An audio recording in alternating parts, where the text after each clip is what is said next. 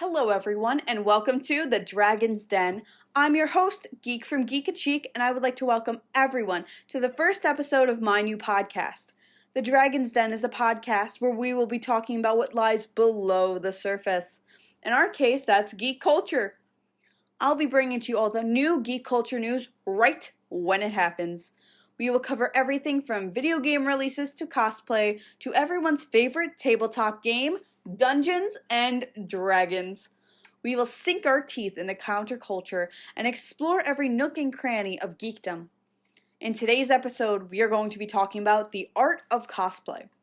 Now, before we begin, I'd like to tell you guys a little bit about myself. I am a cosplayer and I've been cosplaying for 7 years.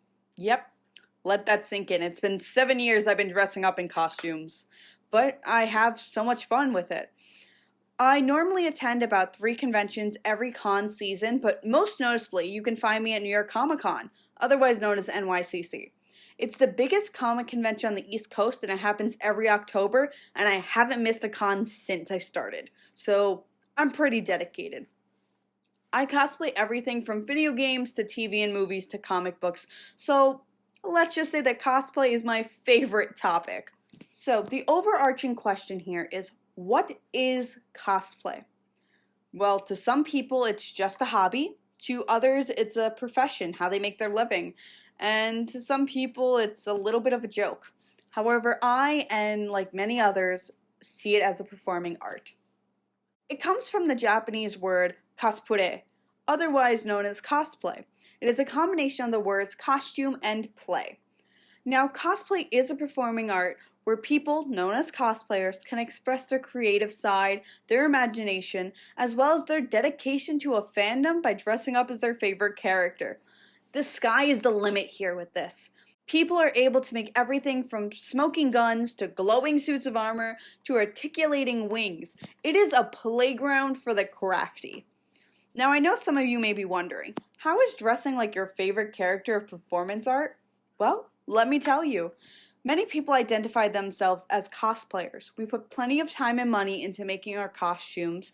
We teach ourselves everything from sewing to foam smithing to rewiring LED lights. We're a jack of all trades, and we can jump between sewing a corset to reciting Shakespeare in 30 seconds. All of us are a little bit of a thespian at heart. One of my most recent costumes that I've been working on is She-Ra from She-Ra and the Princesses of Power, the Netflix remake. It is taking me 72 hours to hand stitch a full dress with gold detailing and a slit down the center. Cosplayers spend tons of time and money sewing, crafting, and building their costumes only to debut them at public comic conventions. Cosplay is one of the biggest parts of Comic-Con culture. There is not a single convention, and I will bet this to you, there is not a single convention you can go to where you won't see somebody in cosplay. However, if cosplay is so important to Comic-Cons and other conventions, why is it considered counterculture?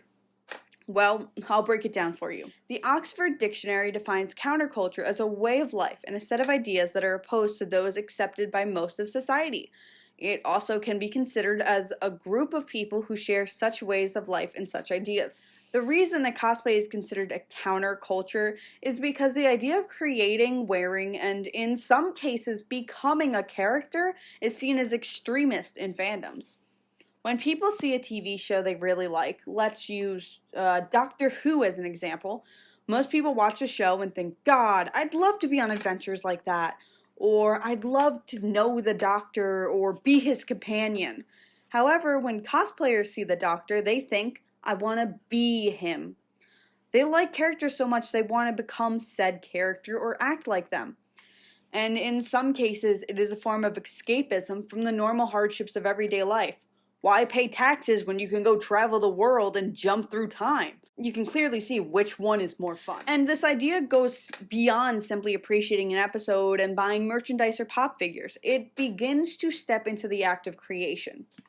Some people will go as far as learning accents, catchphrases, and even poses to become similar to a character. I'm looking at you, JoJo Bizarre Adventure fandom. I know what you guys do, you break your back. Cosplay is also, in some cases, a subculture of acting. Subculture is a cultural group within a larger group that has different ideas. Now, I could get into this long-lived argument between cosplayers and party princesses, but I won't. That's going to be a future episode. While cosplay is a subculture of acting, it does not receive the same recognition of acting. Why, some may ask? Well, it can be because of the lack of education. You go to school for an acting degree, you can't for a cosplay degree. Some people may believe it's a sense of professionalism. It's unprofessional to be dressing up in costumes. But I truly believe it's due to societal norms.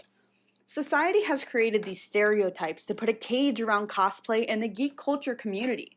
A general stereotype of geek culture is normally when someone who normally identifies as male is out of shape, sits behind a computer screen all day, and is assumed to be located in their mother's basement. However, current day fandoms in geek culture have changed what the stereotype is. Now the culture spans all generations and all gender identities. Another reason cosplay is seen as outlandish is because the idea of cosplaying as a profession is fairly recent. It really only started appearing in 2005. So when compared to other professions like an electrician, it gets no representation. Now, my personal opinion of cosplay is that it is one of the most entertaining and fun hobbies there is. I've met some of the most amazing and caring people in the cosplay community, and if you ever need help or information on what wig to buy or how to make a prop or anything, there's always someone there with an answer, and someone is always willing to help. Which is why, as a cosplayer, I love going to conventions to meet people, and I don't care if it's considered counterculture, it's something I always will enjoy doing. I hope this podcast has helped you open your mind up to the art of cosplay and gave you a little insight on the new world. If you enjoyed, don't forget to subscribe or follow to be notified for the next episode. Thank you so much for tuning in, adventurers. I'm Geek from Geek.en.Chic, and this is me, geeking out. See ya!